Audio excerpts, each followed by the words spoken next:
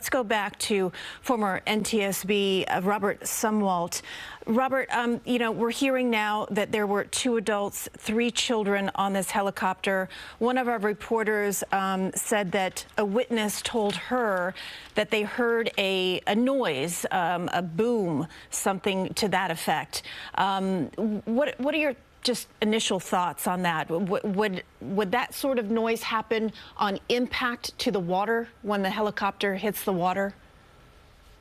Well, what we do know is that witness reports can be awfully helpful, but we always want to correlate that with other information. So the NTSB will take all of that together, witness reports, the physical data, the evidence that they can get extracted from the data chips on the aircraft, and put all that together. So I'm not saying the witness was wrong, but I'm saying that sometimes that information is not 100% accurate. Absolutely, and our reporters are out there continuously talking to people, as are we, and like you just said, a lot of the times people might think they saw something that doesn't necessarily line up with exactly what happened, but we're bringing the most accurate information to our viewers as possible here. A question for you, Robert. In the moments before this helicopter crashes into the Hudson, I'm sure there had to be panic, unfortunately, of course, but some efforts by the pilot, whoever was in control of the helicopter, to revert, to fix this collision course. As someone who has the experience that you do, what is standard protocol once you realize something is wrong and you're heading for a water landing as this helicopter has here? Well, that's a really good question. The first rule is fly the aircraft. Do whatever you can to keep the aircraft flying. Sometimes accidents happen because somebody gets distracted. They're dealing with an emergency and they're not actually monitoring what the helicopter or the airplane is doing. So that's the first rule.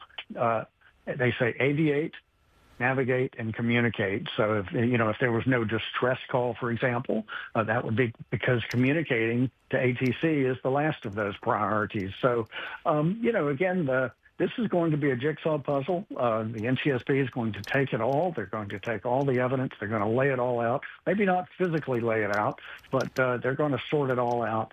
And their most important goal is to find out what happened so they can keep these things from happening in the future. And I want to make sure here, Robert, you have been looking at our CBS News New York live images here as we look at more new live images. New cameras continue to come in as our teams get in place and get a look. When we saw the helicopter that seemed to be surrounded by those yellow buoys or flotation devices, we're not sure, the tarps maybe. Can you confirm it looks like this thing is upside down, correct? It landed maybe right side up and then flipped upside down because of buoyancy? What goes through your head? Here's our image right here if you're seeing it. When you see this picture, what's going through your head?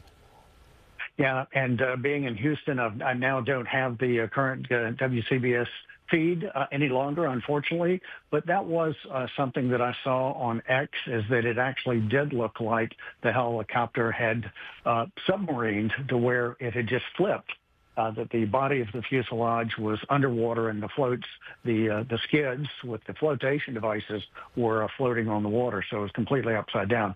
There's a number of reasons for that, and as we saw in the Fly Nyan situation, one of the floats did not activate.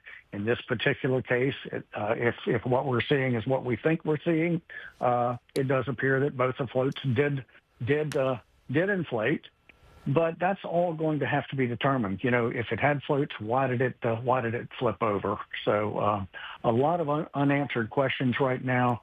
But the unfortunate news we heard from your broadcast was that apparently there have been fatalities, and certainly our thoughts and prayers go out to those who've been affected by this tragedy. Absolutely.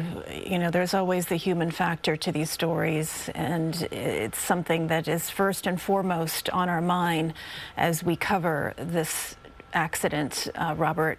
I am curious, given your expertise and the time that you spent investigating crashes, you know, the idea, I would assume, for these floating devices is to keep the helicopter afloat in water landings and to keep it right side up. In your experience, or even perhaps in other cases that you have read and studied, has there ever been a time where these floating devices proved to be counterproductive?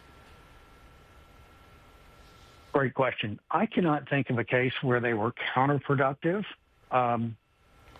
but that's a good question. I don't have the answer right off the top of my head. Okay. Robert Sumwalt, we really do appreciate what you've been able to share with us. We know that you're in Houston and you're watching the pictures just as we are as we broadcast them as they happen. These are live pictures of the helicopter that is now submerged, currently upside down in the Hudson.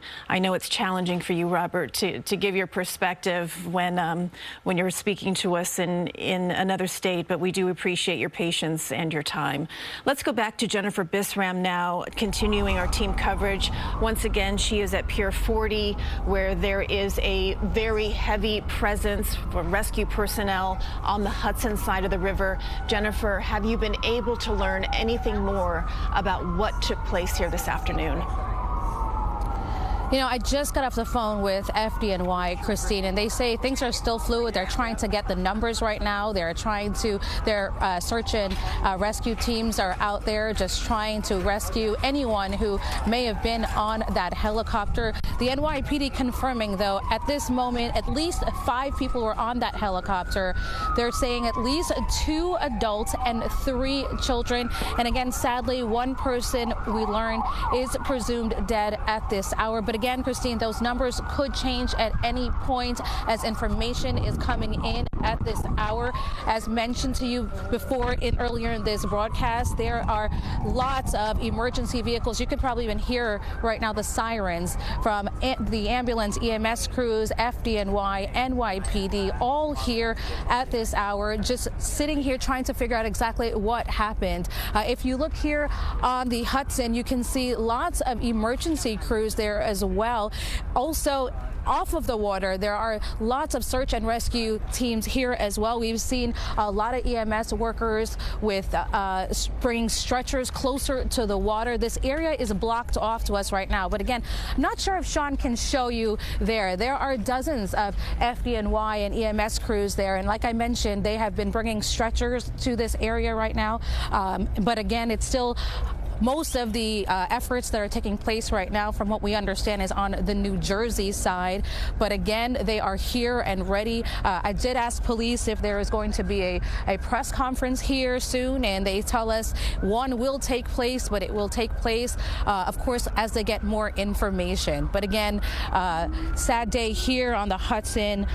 A helicopter crashed into the Hudson here around 3:15 this afternoon. At least 5 people on board and at least 1 person presumed dead. We'll send it back to you guys in the studio. All right, Jennifer, thank you. Yeah, 5 people on board, at least 1 confirmed dead, like you said.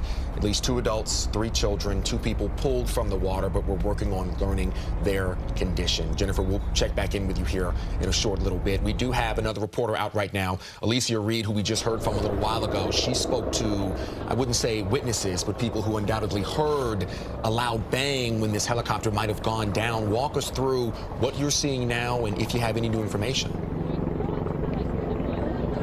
Yeah, that's right, Devlin. Right now, I just checked the temperatures out here. The real feel is right above freezing. So it is extremely, extremely cold out here. We just finished talking to one woman who was running at the time, preparing for a half marathon that's happening this weekend. And she said she saw the chopper, just the tail spinning out before it fell into the water. She wasn't sure at the time what was happening, if it was some sort of attack or what was happening. She got scared, called her husband. He told her to go home, but she's still here, clearly still trying to figure out, as a lot of people are out here, what happened. Right now we can see in the water there's still a portion of a chopper just like barely sticking out of the water. Lots of emergency services here, a lot of choppers circling the area, investigating. happening. We did see on our way here one police car escorting an ambulance out of here. We're not sure what was happening, who was in there, and what the story is behind that. But what we do know right now is that there is a chopper still sitting in the water. There are parts floating around. People in the neighborhood are explaining to us that they did at least hear and see one chopper spinning out before it fell into the water. And that man we spoke to a little earlier when we first got on scene said he actually saw from his apartment window two helicopters colliding. Again, we're still trying to figure everything out as we're standing here on scene. The rain is starting to come down. Not sure how difficult it will make it for the recovery teams or the people on scene efforting this investigation, how difficult the cold temperatures and the elements will make it for them.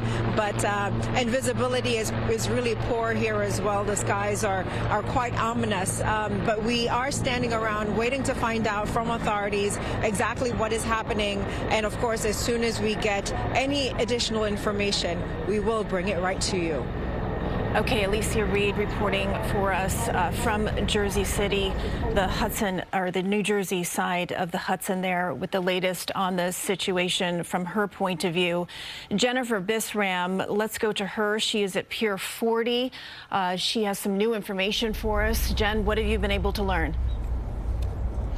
Hi, Christine. Yes, as Alicia mentioned, the rain is starting to come down here right now. And, again, we confirmed that there are at least 5 people who were on that helicopter, at least 3 children and at least 1 person presumed dead at this hour. Again, take a look at the scene here. You can see all the way down on the Hudson here, closer to the New Jersey side, lots of EMS and rescue crews, search and rescue crews here at this hour. And off the water as well, you can see they have roped off this area. NYPD has blocked off this area, and if you look further down, you can see past the reporters that are all there are lots of FDNY and EMS crews. We've been watching FDNY workers bring in stretchers, and the stretchers have been coming through and going closer to the water there. But at this hour, we have not seen anyone specifically taken out and rescued from the water. Again, we talked with the NYPD a short time ago, and they tell us there will be a press conference to let us know exactly what is happening. But they, too, say that this is a fluid situation. They are still trying to understand exactly what happened, exactly how many people were on that helicopter, and how many they were able to rescue from out of the water. The FDNY, we talked with them a short time ago as well. They say they too are still trying to get all the numbers together. There will be a press conference here at some point, but at this point it's still unclear when. Again, as soon as we get more information on this, we will certainly bring it back to you. But we're told again that this helicopter crash went down here in the Hudson around 3:15 this afternoon. At least 5 people on board, 3 of them children, 1 person at this hour presumed dead. Guys? Jennifer, thank you for that update.